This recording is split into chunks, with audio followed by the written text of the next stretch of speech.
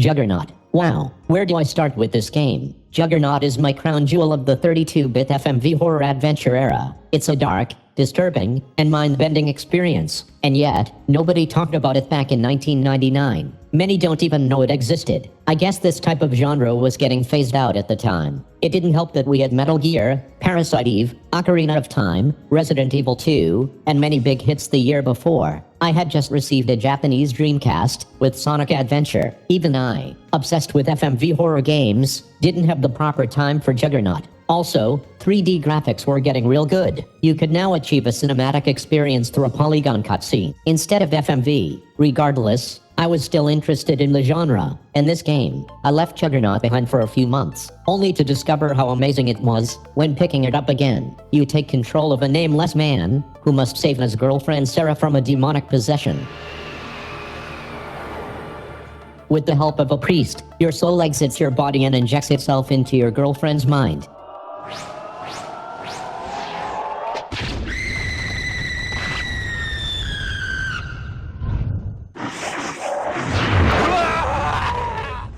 Her mind is a scary, unpredictable and weird place, full of forests, caves, a big mansion, and stuff you weren't even expecting, like the future, and Blade Runner type shit. In any case, the opening cinematic explains the whole plot of the story and acts like a quick tutorial. The style of this game is my favorite part. The whole intro sequence is nuts. Sarah has been possessed by a demon from within this broken bottle, and there's a scary doll making all kinds of nightmarish faces the whole time. There are quick cuts and action angles. Sarah escapes her chains and the priest gets you into her soul. So, you find yourself on a beach with a blood-red sun. This game doesn't bring anything new, at first, to the FMV formula. You use the directional buttons to go in a certain direction, in first-person mode, and explore things, pick up items, use them, etc. So far, so good. So, next, you enter a forest and have to find your way through towers, paintings, solve puzzles, etc. It's really creepy, knowing that you are in someone's mind. Anything is possible. There is a whole world in here, filled with eerie music, strange characters, and danger. This game is all about mood, atmosphere, style, and discs. Yes, let's get that out of the way. This game has 3 discs. If you've seen any of my previous FMV videos, you know that this is like a delicious 3-course meal for me. More discs means more FMV, which means more game. In this case, Juggernaut delivers. So, you go from the beach, through the forest, into the giant tower. You find a scary cabin with a door puzzle. You have to listen to the records and take the right color doors to the end. Then a man transforms into a clock and sends you to the entrance of a giant mansion.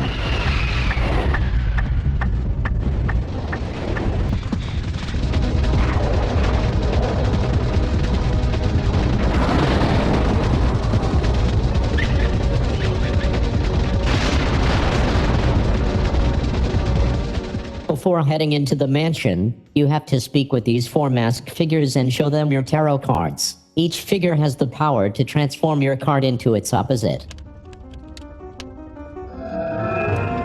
Dog turns into God, evil turns into life, and so on. When you finally solve the puzzle, the masked figure tells you that you have to die in order to enter the mansion. So, of course, you give up your life.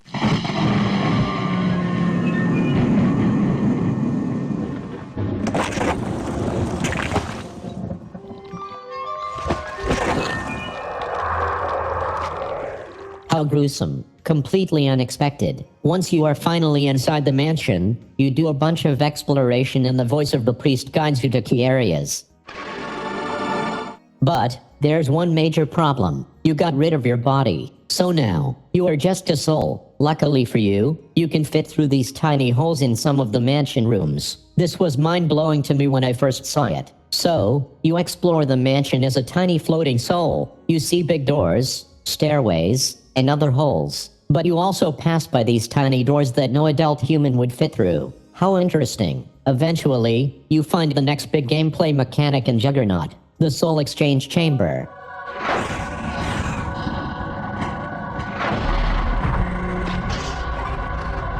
Yeah, you heard right. The game has a unique soul exchange mechanic. This thing exists. So now, you can transfer your soul into a fresh human-sized body. Crazy. I love this dynamic. As the full-sized adult, you find other soul transfer chambers. You can become a soul again, until you eventually find the tiny child body chamber.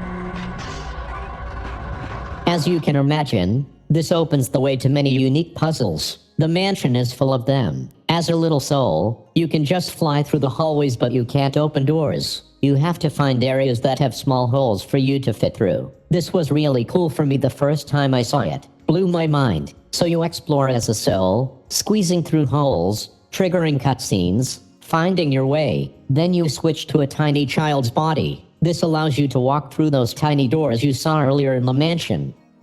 It looks like there's going to be lots of backtracking in the game. And yes, there is. You have to take note of the map and keep an eye open for what kinds of doors and holes are in each area. You use the soul exchange chambers for many parts of the game, and to solve several difficult puzzles. This mansion is huge. It's full of all kinds of rooms, and secret passages, basements, fish tanks, machinery, you name it. You solve some really cryptic puzzles, some not so cryptic ones, and then some downright strange ones, like stabbing all these photos you see along the mansion. I mean, I guess it makes sense. You are inside someone's mind. It's actually a little tame when you think about it. My mind is probably hell on earth. Anyway, you find a machine that turns a stone into a crank into a key, and so on. It's a weird machine. But everything has been weird so far. Then, you find one of the most annoying puzzles in the game. These two skeletons are on the ground, and you have to rotate their skulls in the right way so that this empty white room is positioned properly. It's a pain in the ass, but you eventually get it. You even run into this knight's chess room. What a nice room. As you try to get to the end of the hall.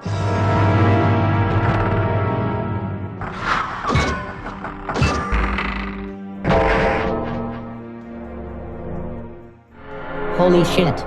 That made me fill my robo-pants with robo-feces. Completely unexpected to have a jump scare in the game. But, there it is. The one jump scare in the game. Anyway, the mansion is full of these microcosm rooms that lead to other worlds. These other worlds are like trippy, contained mini-movies that take place in strange areas and out of time. Before each one, the priest will show up in your mind to explain the story of the room. He also wipes your memory for some reason. To get to these special rooms, you have to do specific things in the mansion. You mix paint colors to get into one. Find some film spools with letters on them to get into another. You solve the knob puzzle on this door. You break walls with an axe. All cool stuff. These doors lead to forests, to other civilizations, to the future, you name it. These areas are relatively straightforward. You explore, talk to some characters, trigger cutscenes, solve a few puzzles. The usual. Most of the gameplay here involves talking to people and exploring every corner. You walk on beaches, meet soldiers, all kinds of civilizations, futuristic laboratories, war zones, so on and so on. The areas are diverse and bright. I enjoyed all of them. This is where the disc swapping comes into play. You will be changing discs for these parts. But, let me tell you, some of it was confusing, story-heavy, and mind-bending stuff. Others are straightforward. In this area, your ship crashes on an island, and you explore it. How are you? You live through other people's lives, fight strange battles, see disturbing events. I told you this game was going to be some mind-bending shit. It really plays with the out-of-body angle. It's actually quite interesting. See ya!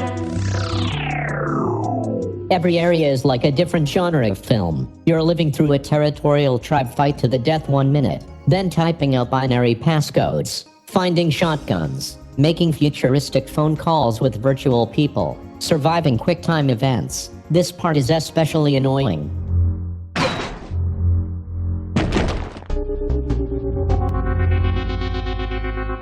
And then interviewing an old man out in a secluded cabin the next minute. This one is a favorite of mine. While staying at this cabin, you have to report a murder and then end up fighting with the old man's daughter. She becomes possessed by an evil mask, and then you have to fight her off with a sword.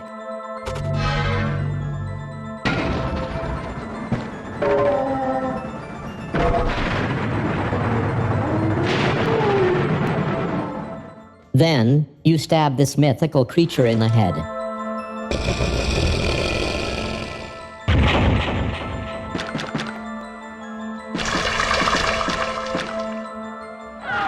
I can't even list everything you're going to see and do. It's like a wild roller coaster ride. You don't stay in any one place too long, which is good. You wonder where the game will take you next. All the areas are loosely about the same thing. Ritualistic murders, magic spells, occult things. They are all tied together by similar threads. Luckily, you can save at any place at any time in this game, using Sarah's necklace, which is always in your inventory. Let me also mention that the sound effects and music are great in this game. Everything feels proper and satisfying. Each area has its own specific soundtrack. As the genre changes, the music changes too. And, at the end of each one, you are greeted by none other than the devil himself. I'm not kidding. What else could this be? I guess it's the devil inside Sarah's mind. It's really fun seeing where the next door will take you. Creepy forest, remote island, murder mystery, demonic possession, who knows? Diving into another reality takes you to this graveyard. You search the gravestones and find eyeballs and other stuff. Then you walk into this beautiful bright field with a house. Wow, totally unexpected. You knock on the door and a nice lady lets you into the house. This person is hiding a secret. Turns out, this is Nina. Nina has a dark past that she describes to you. Nina triggers all kinds of revelations. This is strange. She tells you the story of two sisters. So, there were two, almost identical, sisters. One sister was outgoing and fun. The other sister was shy and quiet, Nina. Nina fell in love with a boy named Jans, but she was too shy to make a move on him. So, she asked her fun sister to pretend to be her and spend time with Jans. What a horrible idea. As expected, along the way, the outgoing sister fell in love with Jans. Oh boy, Nina felt betrayed by the man she loved in her sister. She was also a bit crazy. So, Nina pushed the nice sister off a cliff.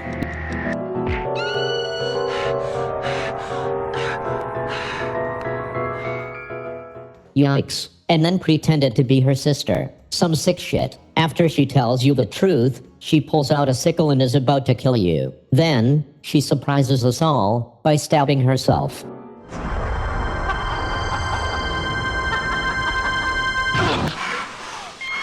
So, Nina wasn't completely evil after all. The two sisters forgive each other, and then, she turns into the devil.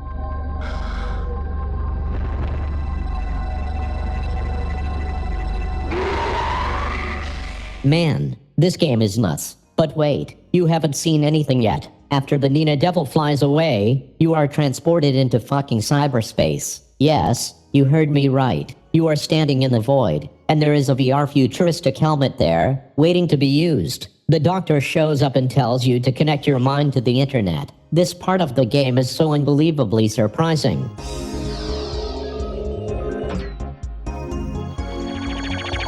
How are you?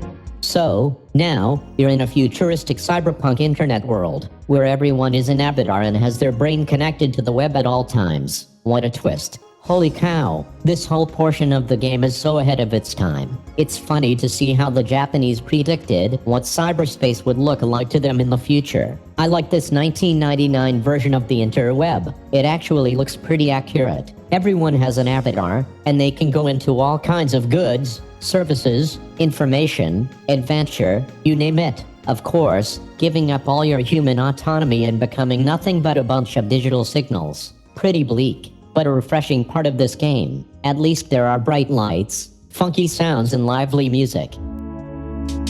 Goodbye. After you finish all the microcosm rooms, the double doors at the bottom of the mansion finally open up. These doors were sealed by a mystical power until now. So you go through. Wow, another wide open field. Creepy. You walk a bit further and you find Sarah's grave with her hand sticking out. You give her the pendant, which means you can't save anymore. So you know this is going to be the end of the game.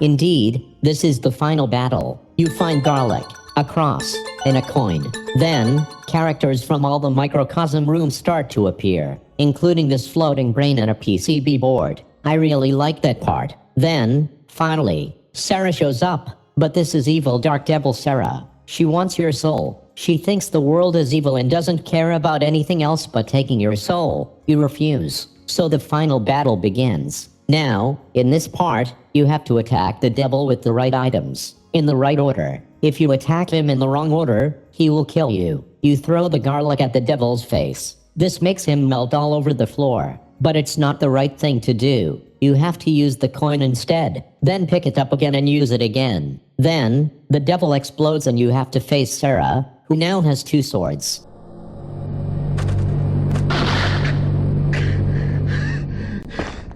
She gives you a few choices. You get hurt, but eventually you steal one of her swords and win.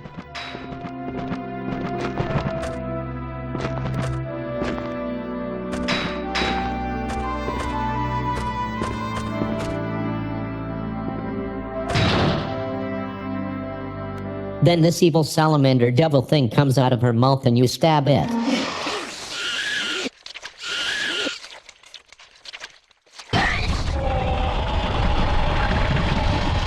Finally, this evil is dead. Sarah returns to normal and wakes up. The nightmare is over. No, wrong. There is more. Because right after the credits, you get a chess piece. If you remember back at the mansion, there was a chess puzzle that you could not solve. But now you may be able to. I like how the game tricks you into thinking it's over, then throws you back in. Now you're in this weird version of the mansion. So you find the chess set and play chess. Then, Sarah goes through the realization that she wasn't the one who purchased the curse bottle, and that this priest is not who he says he is. Oh no, this was a horrible scheme by the shop owner. And so, with this evil ending, Juggernaut is over.